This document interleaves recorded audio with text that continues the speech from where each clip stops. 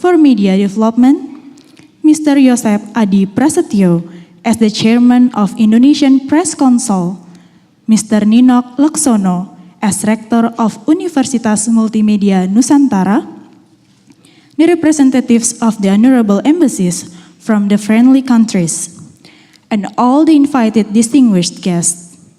Welcome to Universitas Multimedia Nusantara.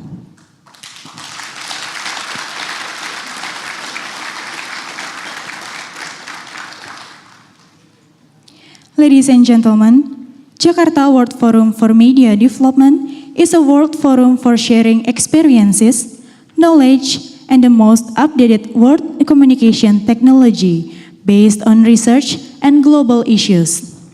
Organized by the Global Forum for Media Development, Indonesian Press Council, and also Universitas Multimedia Nusantara. Jakarta World Forum for Media Development 2016 won't be success without our supporting partners: Open Society Foundations, Free Press Unlimited, CFI Corporation Medias, GIZ, BBC Media Action, European Union, CIMA, Internews, JW Academy, Al Jazeera Public Liberties and Human Rights Center, IREX Europe, IREX, UNESCO, EGC, IMS, ICFG, EGN, Foundation Heyerdahl, CNN Indonesia, MNC Media, Telkomsel, Hotel Santika Premier ICE BSD, First Media, The Jakarta Post, Kompas, and Sony. Ladies and gentlemen, we also want to invite you to start this meaningful day. Shortly, we will be entertained by Kebiar Kipas Dance, presented by Universitas Multimedia Nusantara Student Activity Unit, TRACE, Traditional Music and Dance. Kebiar Kipas Dance is a Balinese dance using traditional fans and Bale Ganjar music. This music is usually performed in parade or traditional ceremonies in Bali. So ladies and gentlemen, please welcome Kebiar Kipas Dance from TRACE UMN.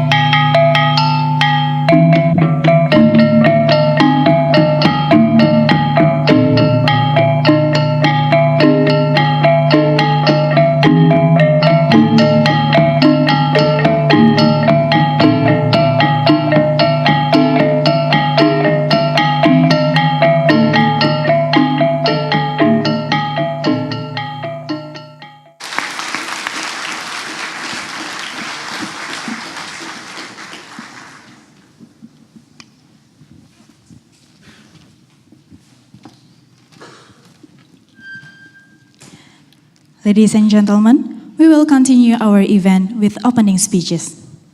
Thank you very much, Nike. Thank you very much for being here. I'm Ayman Mhanna, Executive Director of the Global Forum for Media Development. It's been an honor to be in Indonesia, to work so closely with the Press Council of Indonesia, with the University of Multimedia in Nusantara.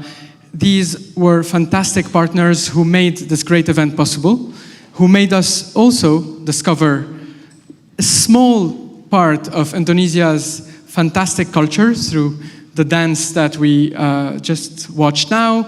I am sure we'll find out more about local food culture later today during the coffee breaks, the dinners, and the lunch. And I've been here now 4 times this year, and I know you too will appreciate it. Thanks again for being here.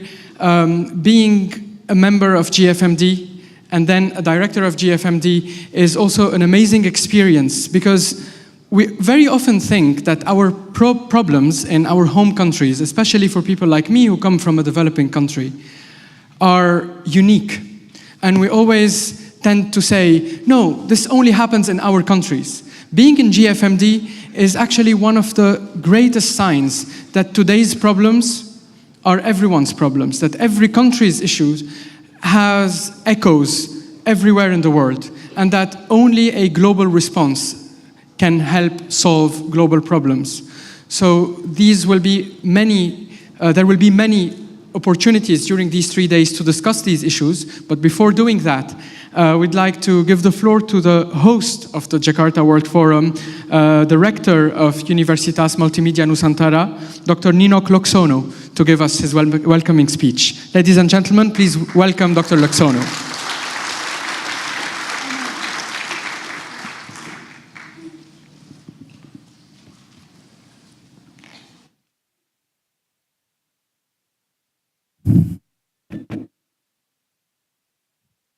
Excellency, Minister of Communication and Informatics, who is today represented by Ibu Niken Widyastuti, Director General for Information and Public Communication, the Honorable Chairman of JWFMD, Mr. Leon Williams, the Honorable Chairman of Indonesia's Press Council, Mr. Yusef Adi Prastyo, distinguished participants from 62 countries, and all partners of the forum, ladies and gentlemen. First of all, allow me, on behalf of all Universitas Multimedia Nusantara staff and lecturers, to extend a very warm good morning to all of you. Welcome to UMN campus in Gading Serpong, Tangerang, about 25 kilometers west of Jakarta. We are also proud and honored to be chosen as the venue of the 4th JWFMD World Forum, a forum where some 350 leading experts of media meet and share ideas to decode the future of media. We believe that the forum cannot be held in a better time than now, when there are profound challenges to respond, ranging from digital tsunamis to digital transformation, from hate speeches to peace journalism, from freedom of expression to drone journalism. All are the main menu for us who are gathering here in this campus. The Indonesian Press Council, along with its partners, including some selected universities, have for the past decade been working hard to improve the media qualities. The job is not very easy, for there are more than 70,000 journalists in Indonesia, and only about 10% of them are certified.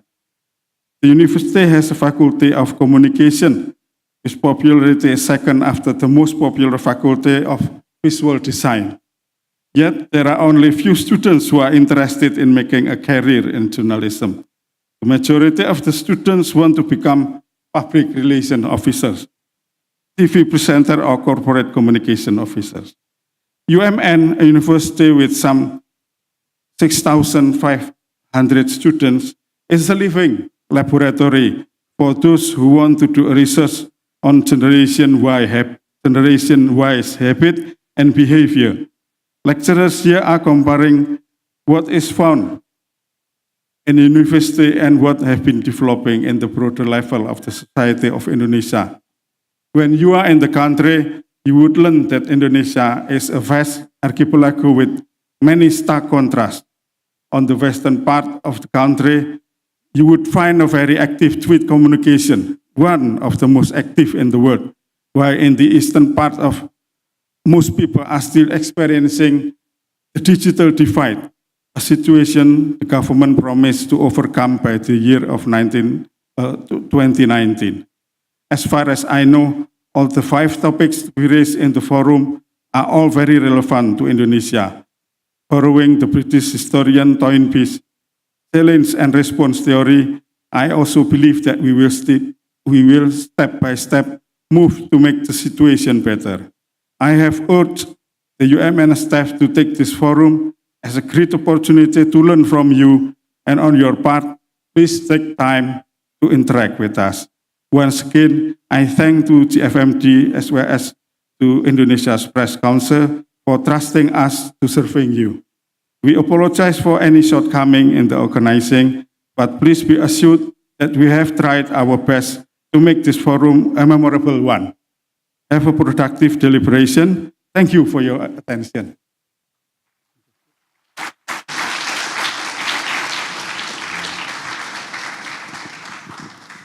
Thank you, Dr. Lexono. And now we'd like to listen to the chairman of JWFMD, Leon Willems, who was elected as chairman in 2012.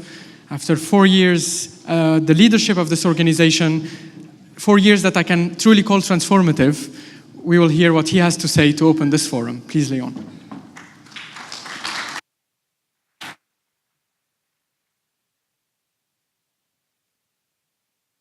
Selamat pagi. Very warm welcome to all of you. It's a real joy to see all of you here today. One of the transformative issues between now and 4 years ago is that I need reading glasses, which is maybe something for the next chairman of JWFMD to take into consideration. I'd like to welcome the Excellency, the Minister of Information and Public Communication, represented by Ibu Rosita Niken, Director General. Thank you for being with us.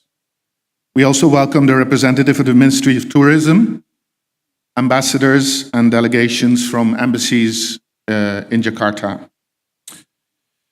An extreme warm welcome and thank you at the same time to the friends and partners that made this World Forum really possible. Pak Adib Joseph Presidio from the Indonesia Press Council, thank you. And Pak Nino Lexono, the Dean of the Universitas Multimedia Nusantara.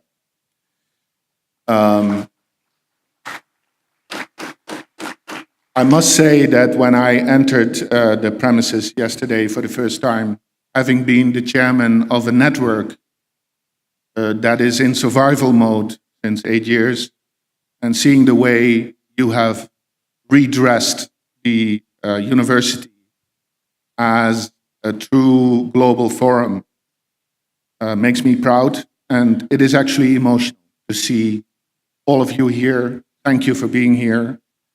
Very, very warm welcome to our media partners who have actually made this also an experience in cost efficiency and sharing resources. CNN Indonesia for the live stream, the Compass Group, who's been our dear partner, is also involved in the lodging of the guests. Of course, MNC, Telkomsel, the Jakarta Post, First Media Group, for their support of the nourishments that you're going to enjoy in the coming days. I'd also like to welcome my co-directors and representatives of the members of JWFMD. It's been a hard ride. I'm proud to stand on your shoulders because the JWFMD is truly a network of people that understand that in order to invoke change, we need to work together and to operate as a team.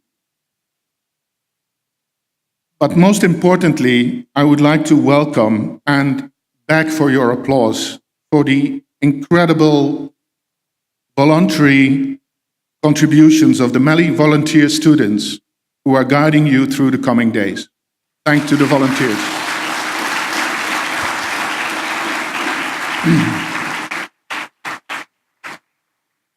So, dear friends, speakers, guests, colleagues, we gather here over 200 international guests, more than 150 Indonesian journalists, over 80 speakers and presenters. Please bear with me and let me try to unpack the theme of the conference. Written there, Decoding the Future, Rethinking Media for a New World. So this morning, I kind of opened the newspaper.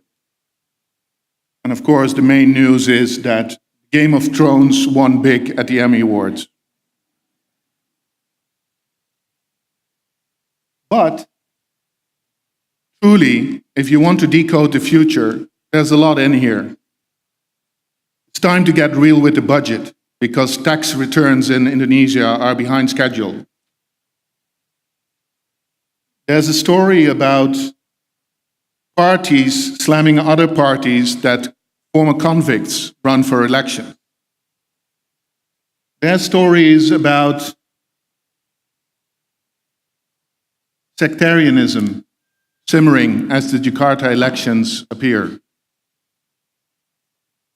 celebrity cop is accused of assaulting women. Technology-based regulation, lead commentary.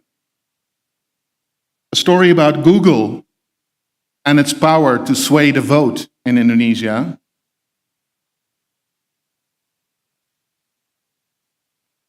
Of course, there's a story about Manchester City. I'm a United fan myself, but sorry. And very interesting, poverty and haze prevent ASEAN from reaching the Sustainable Development Goals. And we'll talk a lot about Sustainable Development Goals. So if you want to unpack and decode the future, there is actually a lot in this paper. The newspaper, which is, according to many, a dead tree and a dead profession, still holds valuable information. So allow me to share a couple of notions about this and get to this tagline, Rethinking Media in a New World. Firstly, let me talk to you about Indonesia. I was a television reporter in the 90s covering stories in Indonesia. It was a different time. People that were engaged in human rights defense, independent media, journalists, were in jail, facing trial, left the country, were under pressure. The newspaper that you read today did not appear in that period in this way. So the country is in transition, and the speed in which it is in transition is breathtaking. Does that mean that all is well in the state of Indonesia? No. Actually, very interestingly, our partner, the Indonesia Press Council, is holding a research study to look at the amount in which press freedom is really coming about in the entire archipelago of Indonesia. And one of the things, very interestingly, and we'll get to talk about that, in the regions, access to information is less well organized than in the capital. And this is not an Indonesia-only problem. This is a problem around the world. Local journalism is facing problems. I think also I want to explain to you why JWFMD decided to not have this conference in a hotel with a grand gala and a banquet, but in a place of learning. It is basically, if you want to really rethink the media and its future role in a new world, we have to acknowledge that we are all in transition. and that we all need to learn. So it is only appropriate that we hold this forum at an Institute of Learning, and we're very happy that Universitas has been so kind to host us here. Second point, I have 5, so just so you know. The new world. What is it in the new world that makes us need to rethink media? Well, I would say there's the obvious answer, of course, the digital transition. Indonesia is the number 2 Twitter country in the world. The speed in which social media are reporting about all sorts of facts of life is just stunning. And that means a lot for the friends of the press who've been supporting this forum, because it has its effect on the ability to recruit, pay for, and organize professional journalism. It's also a new world because we face a time in which terror is making us afraid. And the old saying goes, there's nothing to fear but fear itself. But nevertheless, we see that journalists and media around the world are in the grips of fear, are focusing on fear, are putting a megaphone to fear,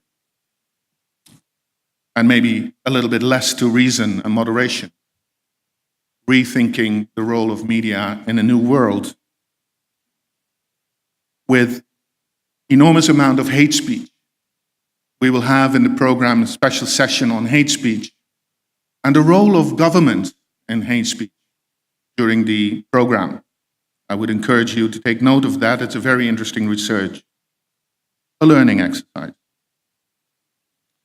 I think also, if we are in Indonesia, we're really in a collection of islands and places where, to some extent, the rising level of the sea is threatening the livelihoods of people. And that is also a global phenomenon that needs rethinking. What is the role of media in these important issues? The city of Jakarta is at par with the city of Miami and the city of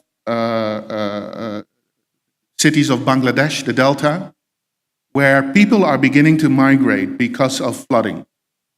And it's happening in islands around Costa Rica in Latin America. People are on the move for climate change. What is the role of the media in that aspect?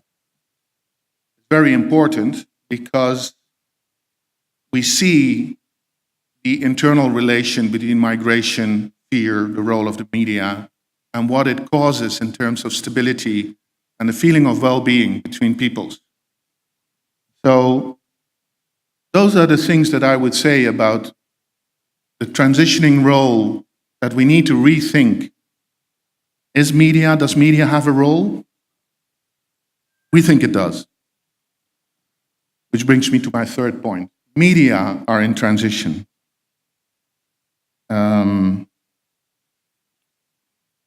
Good friend of mine said, really the profession of journalism is a dead profession. There are a lot of people who are saying, oh, newspapers, it's just dead trees.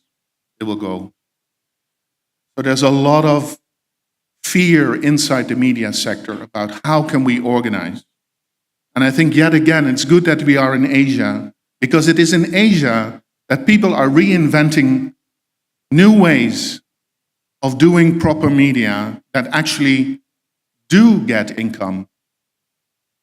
Media that build on social media, digital transition, to develop new income models. And there are several sessions dedicated to that. So please take note of that. Let's be optimistic. Our role is there. We need to grab it and change. Local journalism, as I said before, is in decay. We see vertical integration of media pillars, and it means a lot for local accountability. And maybe that is why in a lot of parts of the world, the trust in media is declining. I'll give you an example which is dear to my heart, which indicates maybe why the trust relationship between media and the public is declining. One of the members of JWFMD partners with She Radio in Surabaya. Surabaya is a town of moderate size in Indonesian terms, 3 million inhabitants, with 3 million commuters going in every day. And in fact, the sheer amount of people that are flooding this city on a daily basis with an infrastructure that was probably built for 300,000 inhabitants, 400,000, makes the waste problem an immense issue that is not solvable by local government and traditional public policy. So She Radio started a program invoking the public's interest and saying, you are allowed to complain about waste, but you have to come with a solution.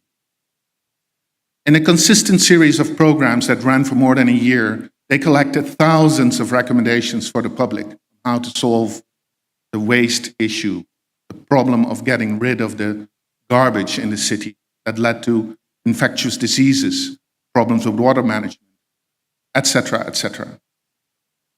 The mayor of this town started noticing that actually the public has solutions, and it shows what it is that the media can do, rethinking of itself with a new role, because after this year, some of the recommendations were implemented by the municipality of Surabaya, and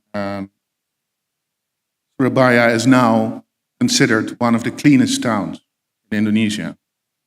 I think it is a perfect example of local journalism, local accountability, a connection with the public, aiming for higher gains that matter to everyone. That is the role of media in a new world. And it shows how extremely important the public is. The public, the audience. Too much of our profession in independent media is going towards gossip about which politician should clear the field or not. We're not focusing on the things that matter to real people with real problems in the real world, but rather on fictional problems in a fictional world that are less important than we think they are. So, the future for media, and especially for our dear friends of the media development community, lies in rethinking, and I'm talking now also about the role of the JWFMD, in media and the Sustainable Development Goals. Not many journalists think of UN goals as something that is newsworthy. And to be honest, I'm one of them. Skepticism about the UN, the ability to create global goals and keep them going. There's a lot of skepticism about it. But I want to share a story with you that says why JWFMD, and that's my final and fifth point, why the JWFMD is needed, even if it's in almost existential survival mode since 8 years, and will probably continue to be in continuous survival mode. First of all, it's a network, and it's a network of 80 paying members and more than 250 associate members from around the world. And I want to tell you what real power and real policy influence is. When the JWFMD was approached to lead an effort to get access to information included in the Sustainable Development Goals, we organized a meeting with the members of the JWFMD from around the world. We said, how on earth can we influence such a decision for which already 10 years policy specialists, experts, and UN dignitaries have been working? until one of our members said, well, the United Nations is composed of more than 190 countries. I never know the exact, 194, 195. Bing says 195, so I trust the UN source. Jesper says 193. So we need to do a fact-checking exercise. Are all the countries really countries? Would be one interesting question. So this network then decided, okay, let's make an appeal to the members of the General Assembly and say, on the back of all the people that are members of the JWFMD, that information, access to information, independent media, and freedom of expression actually matter to people around the world, and you should integrate it in the Sustainable Development Goals. And within 5 days, this network managed to get more than 200 signatories from 82 countries. And this statement actually made an impression in the General Assembly when it was handed out. Because almost every country that was doubting whether information is actually relevant to development suddenly read that there is actually an organization in their country that cares about this issue, that thinks that it is crucial, that it matters to people for the development. And as we say, actually we think information is not only crucial, it is also leveraged to help achieve all the other Sustainable Development Goals.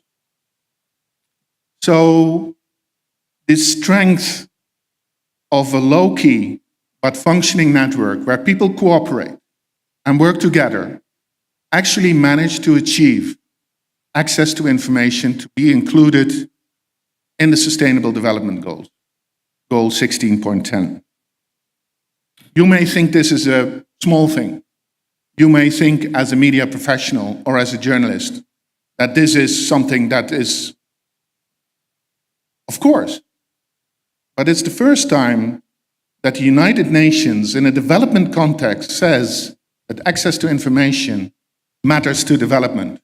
And we should cherish it as an accomplishment, which is why the first session after the coffee break will focus on the Sustainable Development Goals and what it means for us and what kind of challenges it lays ahead.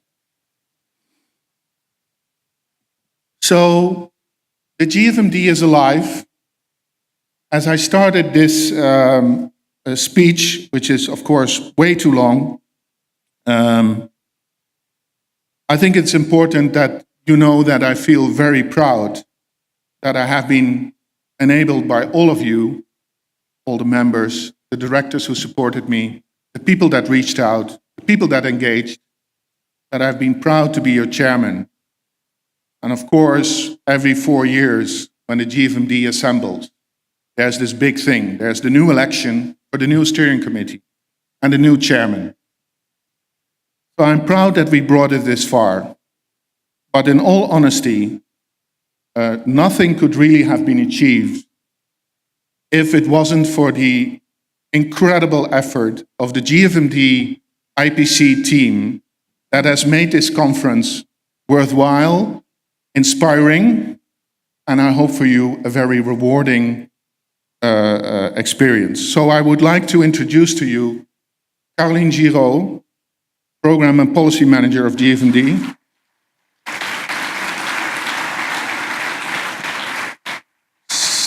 Stephanie Khalaf, the Logistics Manager, who's probably at the reception doing her job, but you'll find her. Chelsea Chan, the Conference Manager, in the back there, in the green. Lucas Luarzo, who has been helping shape our agenda and program. Lucas, where are you? He's in the back there. Look at Lucas.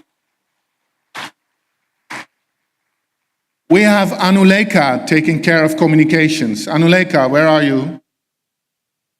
She's probably running around trying to make the next brief of the... And of course, Ayman Mahana, the Executive Director of JWFMD.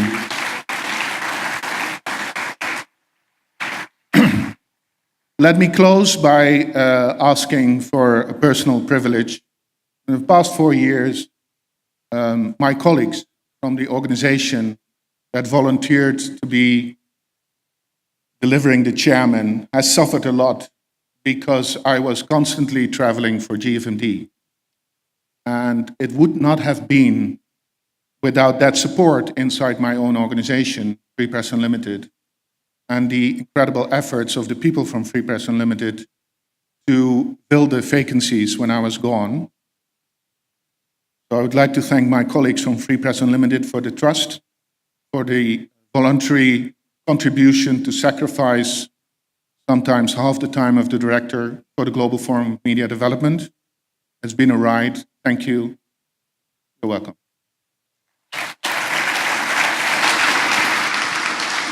Thank you very much, Leon, for mentioning the team. And also you realize that there is another privilege associated to being chairman, which is the length of the speeches. But no problem, it will not affect the rest of the program. And we're very proud to have the Press Council of Indonesia as our key partners. So now it's time to welcome the chairman of the Indonesian Press Council, Mr. Josep Adi Prasetyo Pak Stanley, to give his welcome speech.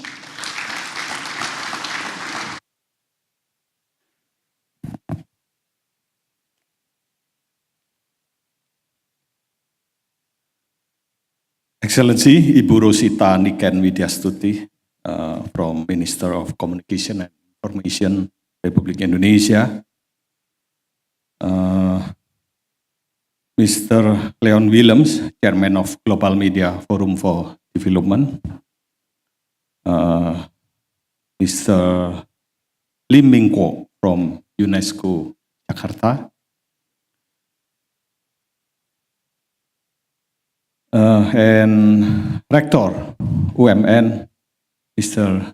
Nino Laksono, distinguished all participants, ladies and gentlemen, Assalamualaikum warahmatullahi wabarakatuh. Good morning. Global Media Forum Development, this time taking place in Jakarta. The choice of location seems very suitable. Jakarta is a part of Indonesia. Jakarta is an ideal place to discuss a new trend. It is a city that symbolizes successfully democratic transition and is in the fact the capital of one of the world's largest democracy that has embraced technological change and adopted social media to promote civic and political participation. Now Indonesia is the largest Muslim country in the world. Our country is mostly ocean with the island amounted more than 70,000 islands. It is population number 255 million with amount of more than 635 ethnic groups. Since 1998,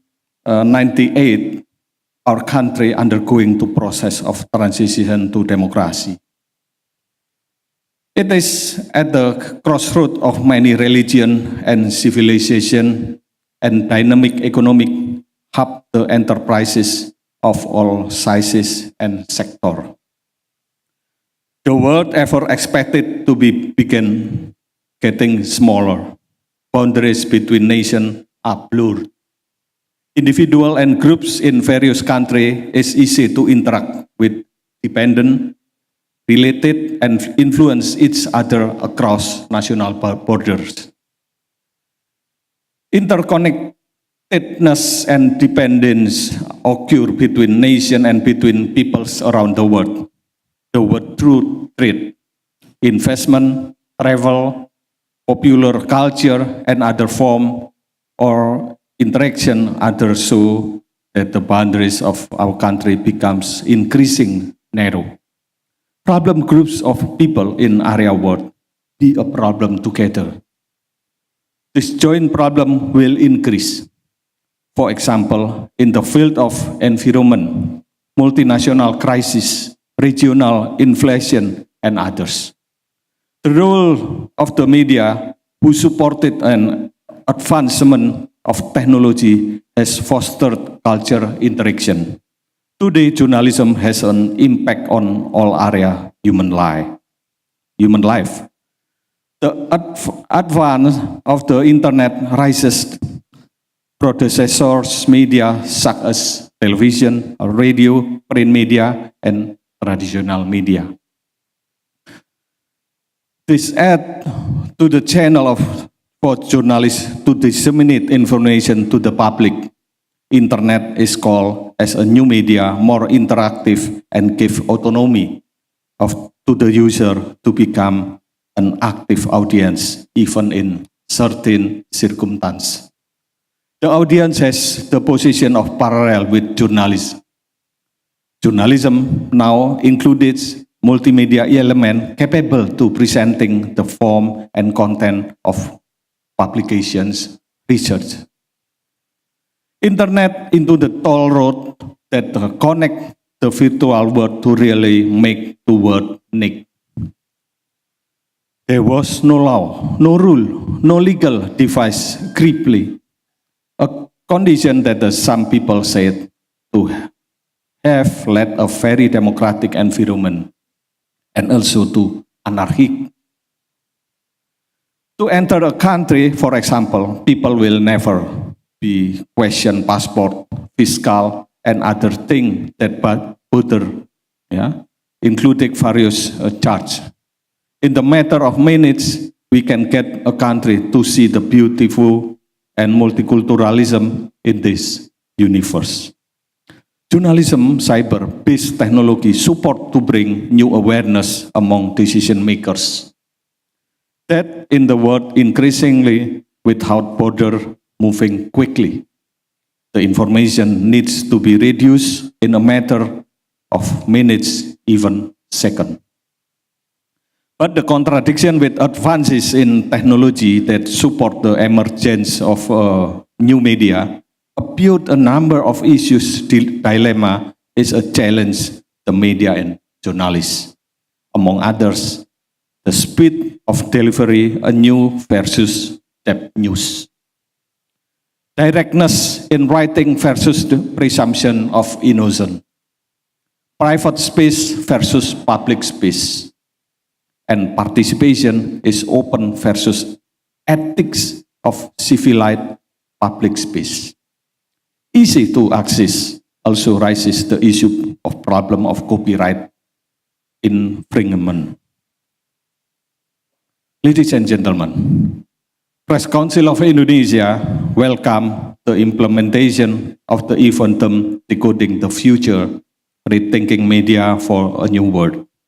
Discussion will be held is expected to become a place of exchange experience of journalism in various countries in the face of technological advance along with the challenges and constraints. Press Council of Indonesia hope the forum can be contribute to the advance of journalism, effort to maintain the safety of journalists, and the involvement of young people a positive role to promote world civilization. Thank you. Wassalamualaikum warahmatullahi wabarakatuh. Thank you, Chairman. We'd like also to invite the people who are sitting or standing in the back to please have a seat. And last but not least, we would like to invite the Honorable Director General for Information and Public Communication of the Republic of Indonesia to give her welcoming speech on behalf of the Minister of Information and Communication. Ladies and gentlemen, please welcome Mrs. Niken Wadyastuti. Sorry.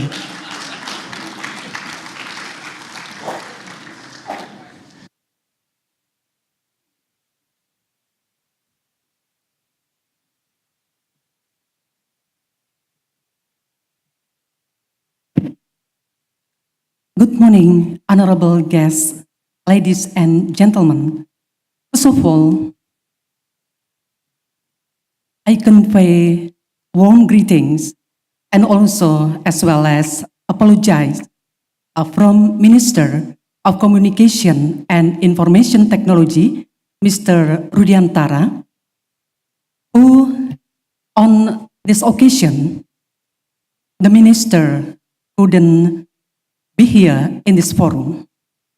So that's why I was asked to represent, to deliver the keynote address.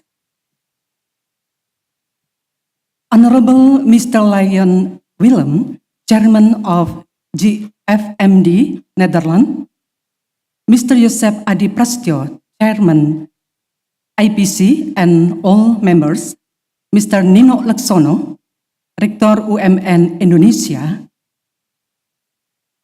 Mr. Dr. Iqbal Alamsyah MA, Head of Law and Public Communication, Ministry of Tourism, Mr. Lim Ming Kuo from UNESCO.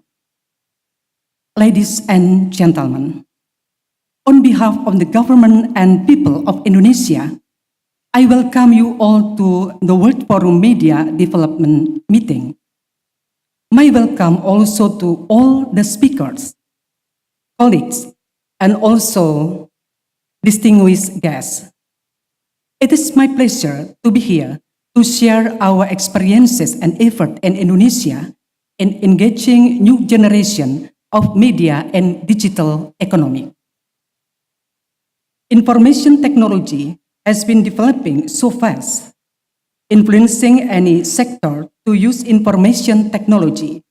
Then internet brought anything become global and accessible from anywhere.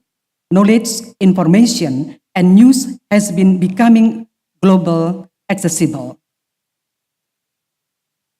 Now, with the advantages of broadband access and digital technology, which become to be anytime and anywhere, internet, telecommunication, and gadgets change anything in way of our life. The way of communication has changing into social media and direct messaging. Societies are also constricted into group of social in application. People get information anytime from others without directly visiting the portal of internet. In the way of economy, this new way of communication entered into any level of economic, such as ordering, payment, notification for anything for daily life of people. Ladies and gentlemen, the new way of communication also give particular challenges in our society in Indonesia, which are caused by fast flow of information globally. Negative contents are flowing fast into any level of our society, such as radicalism, pornography, and any other contents and information which might bring negative influences in our culture, especially to child and young generation. Therefore, government of Indonesia are always in efforts to overcome negative penetration of information and culture.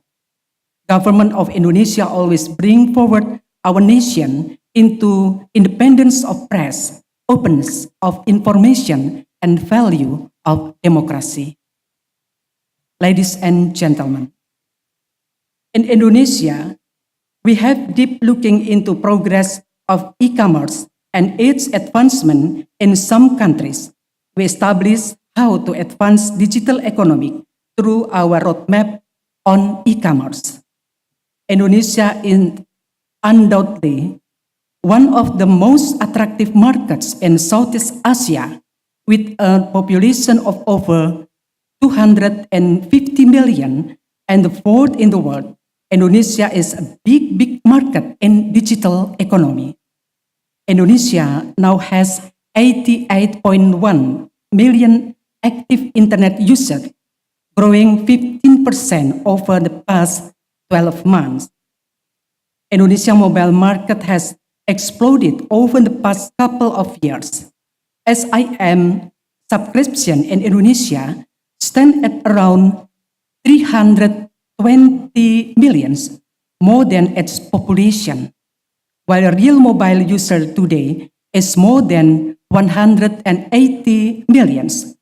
It means 85% of Indonesia population own mobile phones, while 40% carry smartphones.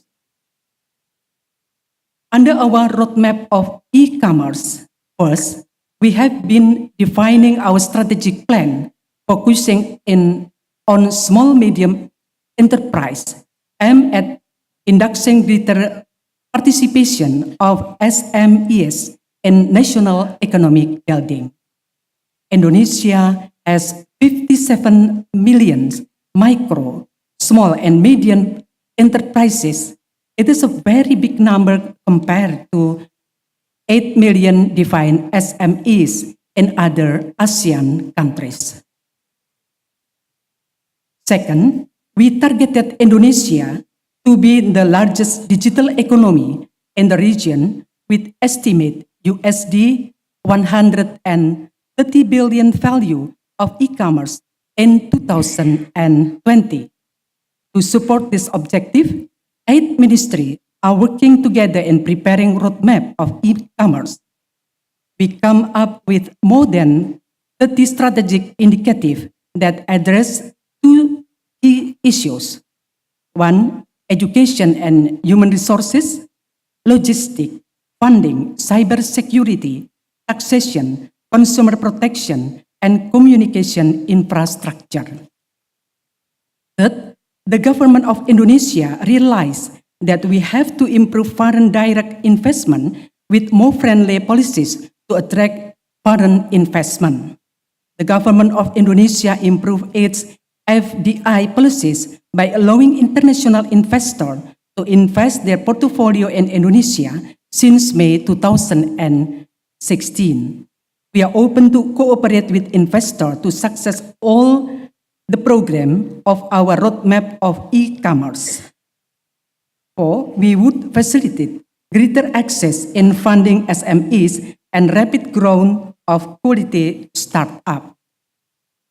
Fifth, we would become as the first country in the region with the idea for adopting of pro-innovation policies. This pro-innovative action will derive efforts to create 1,000 national digital technopreneurs and also to facilitate a safe harbor regulation to safeguard and boost innovation of the digital economy. With discipline and massively implementation those programs, we believe Indonesia become the digital energy Asia. Ladies and gentlemen, in order to attain all of above initiative, the Ministry of Communication and Information Technology support fully through past establishment of connectivity. As Minister of ICT, in terms of connectivity, I appoint connectivity into two focuses agenda. First, focus on accelerating broadband development. All cities should be connected by broadband. Therefore, fiber optic should be built to all cities. Besides fiber optic built by operators, government also created a program called Palaparing. The Palaparing is a rollout submarine as well as inland fiber optic backbone connectivity across all regencies and countries. Besides Palaparing, I already emphasized the fast development of broadband access through 4G access, rollout not only in big and commercial cities, this broadband access and also deliver in both the region and underserved areas. Second, focus and encourage the effectivity of telecommunication industry and development. The purpose of this efficient and to optimize the development into any region of Indonesia and to ensure people will get affordably to get access and services. Ladies and gentlemen, in this opportunity, I would like to share some phenomena of digital-based public transportation provided through application such as Gojek. Gojek is a mobile platform that facilitates the first of demand services of motorbike sharing transportation.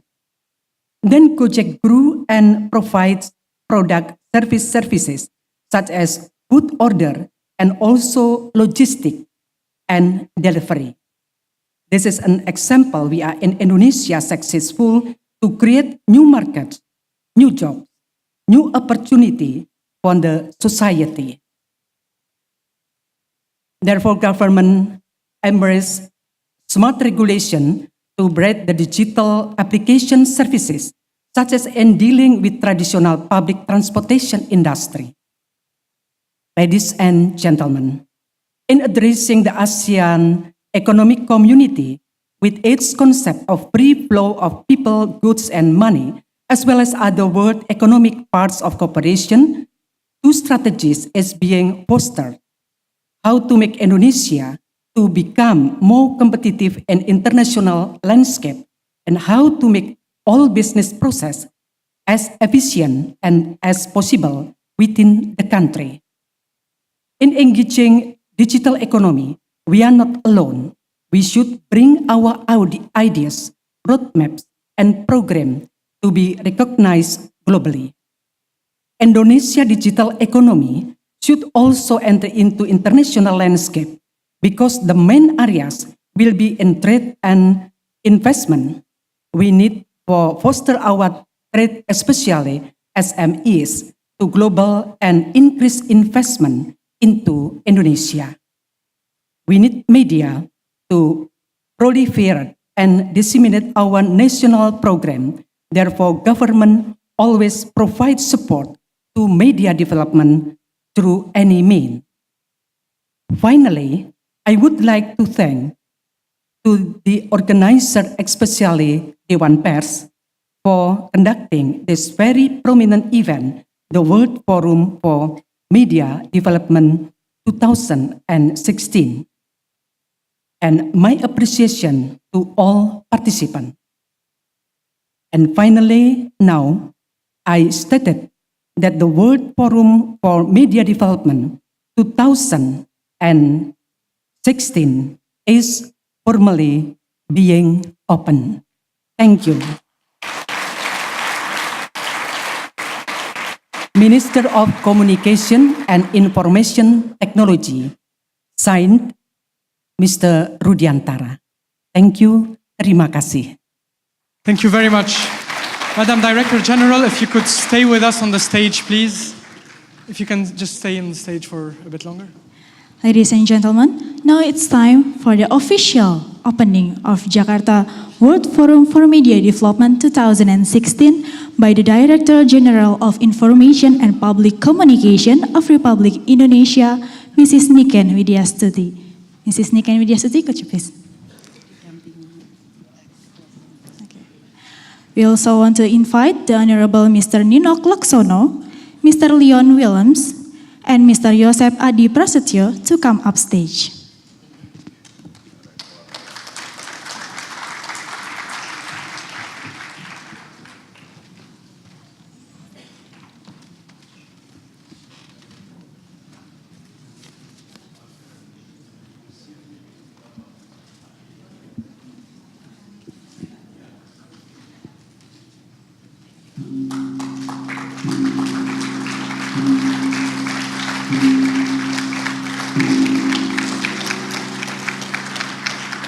Thank you, Mrs. Niken.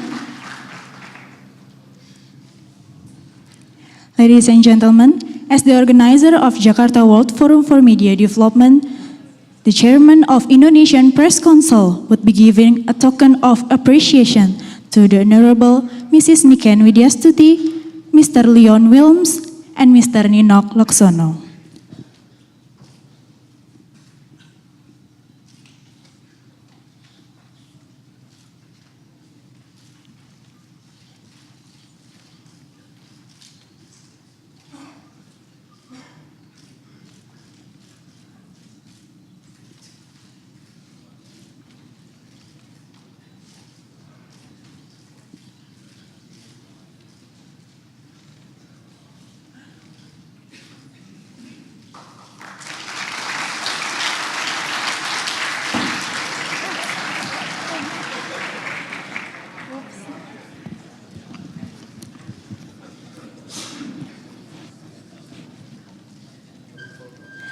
Also, as the host of the Jakarta World Forum for Media Development 2016, Mr. Ninok Leksono, as Rector of Universitas Multimedia Nusantara, will be giving a token of appreciation to our honorable guest.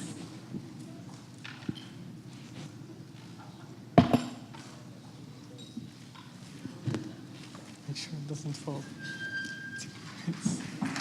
It breaks.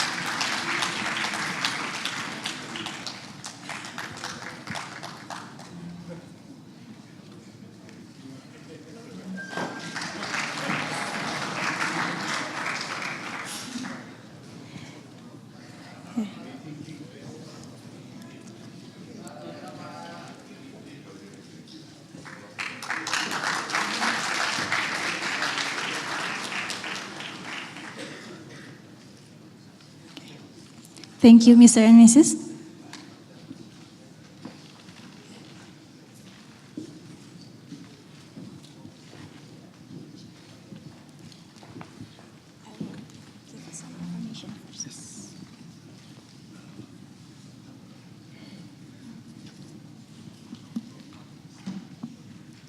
Ladies and gentlemen, by the end of this opening ceremony, we would like to thank you for attending Jakarta World Forum for Media Development 2016.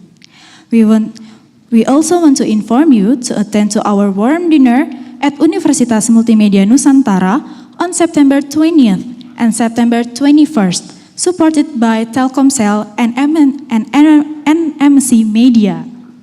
Also at Hotel Santika Premier Ice BSD on September 22nd, supported by Hotel Santika Premier Ice BSD. Ladies and gentlemen, for your information, that the whole campus is an outdoor area is a non-smoking area. We apologize for your inconvenience. And ladies and gentlemen, next session will be leading by Mr. Ayman Mana, as the Executive Director of Global Forum for Media Development 2016. Thank you very much, Nike. Thank you very much for being with us during the opening session. Thank you very much for the tokens of appreciation. Our appreciation grows every single second we spend with you here in Indonesia. Thank you very much again.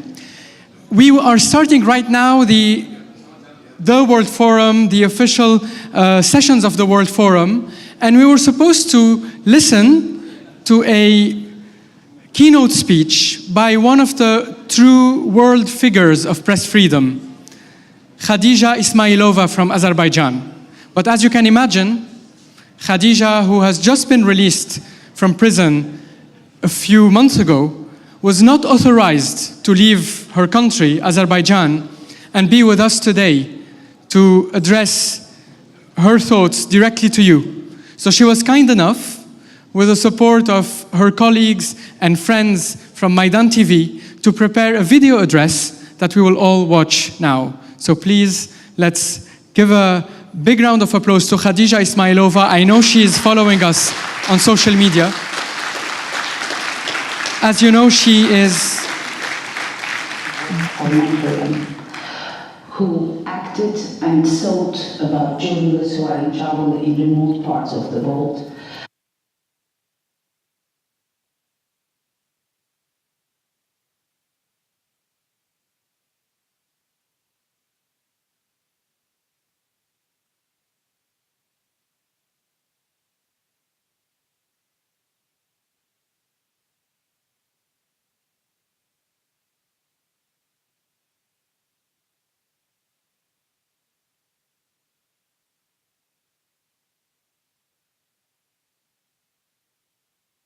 Velat Çobanoglu. He is an award-winning columnist, investigative journalist, and other fellow journalists, investigative reporters, Aynur Elgüneş, Ayten Farhadova, Izolda Agaeva, Aytac Ahmedova, Natik Cevatli, and truly yours, myself. These are just few of those who are banned from traveling. I cannot travel because of the conditional conviction I have on me. Others because law enforcement just say that they might have questions to them. None of us are banned from traveling due to the truly legal reasons. These three ladies you are seeing in picture were invited to Bandadel, it's the anti-organized crime unit of the Interior Ministry, for interrogation with just one question. Do you work for Meydan TV? Yeah, that was a question. If the answer would be yes, they would be arrested for illegal entrepreneurship. One of the charges I faced during my arrest. I'm now out of the jail under my conditional freedom conviction for the next 5 years because of the trumped-up charge of tax evasion and illegal entrepreneurship. My sentence clearly says that being engaged in journalism requires special permission. And because I didn't get that permission from Foreign Ministry to work for Radio Free Europe, I'm sentenced for illegal entrepreneurship. After my arrest, most of the media outlets working from outside the country, working inside the country is almost impossible. They stopped publishing stories with bylines. Best investigative reports were published while I was in jail with anonymous byline of local journalists. Those who do journalism know the feeling. When you risk your life, you do the good story, you report about the big crime, a big corruption fact, and you cannot even sign your story. Don't misunderstand, the law doesn't say that journalism is a crime. Our laws don't say that lack of accreditation in the Foreign Ministry means you cannot work.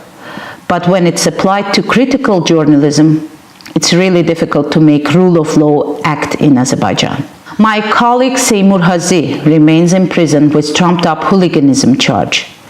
He is arrested because he was a presenter of Azerbaijani Hour, Azerbaijan Saat, a TV show that broke the censorship in the country. Seymur is also a political news editor of Azadlık newspaper. He is sentenced to 5 years in prison. His colleague, fellow presenter of the same satellite TV program, Natik Adilov, managed to escape from the country, but the repression machine of the government targeted Natik's brother. Murad Adilov, his brother, is now listed in the political hostages section of the political prisoners list. He is there together with brothers of Günel Mevlud, the editor of Meydan TV, and relatives of Ganimat Zaidov, the editor-in-chief of Azadlık newspaper, who now runs the Azerbaijani Hour show.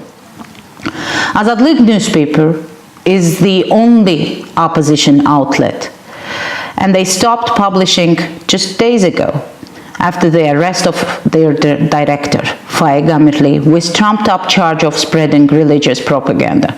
No, he was not religious. Not practicing any religion, never propagating for one. Now no one can read the same newspaper. Repressive machine managed to stop it. Some of our colleagues were forced to leave the country. The government turned its anger to their relatives. And none of us broke any law. All of us broke the silent rule of regime. Unspoken rule of the regime, the ban to tell the truth. What is that inconvenient truth that the government doesn't like? It's all about corruption. It's all about money. İlkin Rustamzadeh, the blogger in prison, he is in prison because he organized protests through Facebook against corruption in the army. Jasur Sümerli, the journalist covering mortality in the army caused by corruption, fled the country fearing arrest. I was arrested because I reported about high-level corruption in Azerbaijan. It's about ministers, the president, their family members, members of the parliament, and their family members owning illegally companies in Azerbaijan and abroad and hiding their business interests behind offshore companies. When the world has been shaken by the Panama Papers scandals, I was already in jail for my Panama Papers. In 2011, after the first story revealing companies of the president's family hidden in Panamanian offshore, everyone was waiting retaliation of the government, and it came. Just few days after the publication of the story, my apartment was bugged. The video camera was placed in my bedroom, living room, and bathroom. In March 2012, when I was working on the next story on corruption related to the ruling family, I was blackmailed with the footage taken by hidden cameras. Leave aside my problems. Government blocked investigation of the assassination of Elmar Husseinov, the editor of Monitor magazine. And those who killed Rafik Taghi, the critical writer, were not brought to justice. With all these problems, Azerbaijan lacks institutions to support media. Information Ombudsman institution is inactive. NGOs who work to support media were closed. Leaders of them were threatened with arrest, left the country. Some of them just were silenced with presidential grants and gifts. Here you see the cartoon drawn by a cartoonist, Gündüz Agaev, showing the press council's contribution to media freedom in Azerbaijan. The chairman of the press council, a so-called self-regulation institution, has a seat in parliament and supports the repressions of the government against media. The government does its best to push real journalism beyond the legal area. The radio I've been working for before the arrest and still cooperate with is not able to carry live debate programs because their newsroom and radio studio was sealed. All the equipment was seized. Most of the independent journalists work from home. Underground journalism conditions can be compared to conditions in former Soviet Union during the repression times behind the Iron Curtain. Internet is saving the situation, of course, but it has its own risks. Abdullah Bilov is another imprisoned blogger. He was jailed for creating a Facebook page criticizing sycophants. Police planted drugs in his pocket and jailed him for 5.5 years. He is one of those whom the government refused to release despite all the calls from international community because he refused to write a letter of clemency. It's amazing to see that there are still people who are not broken, who protests, who continues telling the truth, and despite all the oppressive measures. And they need your support.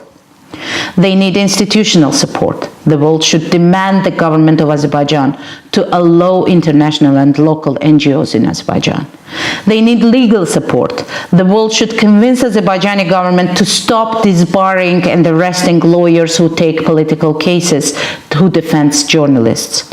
International Broadcasting Union and other regulation agencies, international regulation agencies, should speak up for Azerbaijani journalists to convince the Azerbaijani government that national frequencies should not be allocated to just loyals to government.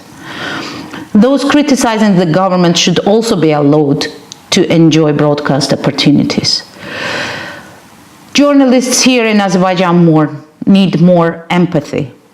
We rarely hear international community, embassies, speaking up against repressions. And the government that closes the space for media and critiques should pay the price for this. Things that I don't understand is why there is no mechanism in the world that would make it a little bit difficult for the governments to do that to their own citizens. I don't understand why the government of Azerbaijan cannot pay the price for depriving its own citizens from the freedoms. People in the government of Azerbaijan, they enjoy the products of democracy abroad. They travel abroad, they get medical assistance abroad, their children are educated abroad, and they deprived their own nation from the products of democracy. The country cannot benefit good health care and good education because of corruption, the corruption system that created by the government. And what I'm saying is the world should demand that those governments who are depriving their own citizens from the products of democracy should be banned from using the products of democracy abroad. Sanction for sanction. That's the key to the solution. The government of Azerbaijan will stop oppressing its own people when it will face the price.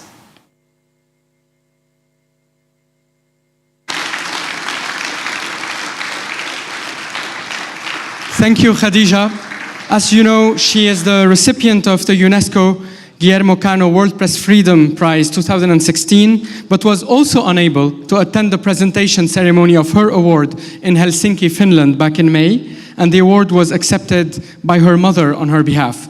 What she said about Azerbaijan, I think every one of us can list many countries where the same problems apply, where journalists are thrown in jail, where journalists are killed, and where impunity is still the rule for all those who commit the worst kind of violations against journalists. So after this talk, a few just announcements, and then we break for our first coffee networking gathering. As my colleague mentioned earlier, we'll be very happy to have you all for dinner tonight here, tonight here exactly at the campus, and the dinner tonight is offered by Telkomsel. Tomorrow, also at the campus, and it's a gala dinner offered by MNC Group with welcome speech from Mr. Haritanu Sudibyu, CEO of the MNC Group, who kindly is sponsoring this dinner and who will also have the opportunity to address our participants. And the third night, on the 22nd, at Santika Hotel, Santika Premier ICE BSD. So thank you very much for attending the opening ceremony. We break for coffee for half an hour. We come back to this room exactly at 11:30 for our first opening panel on the SDGs.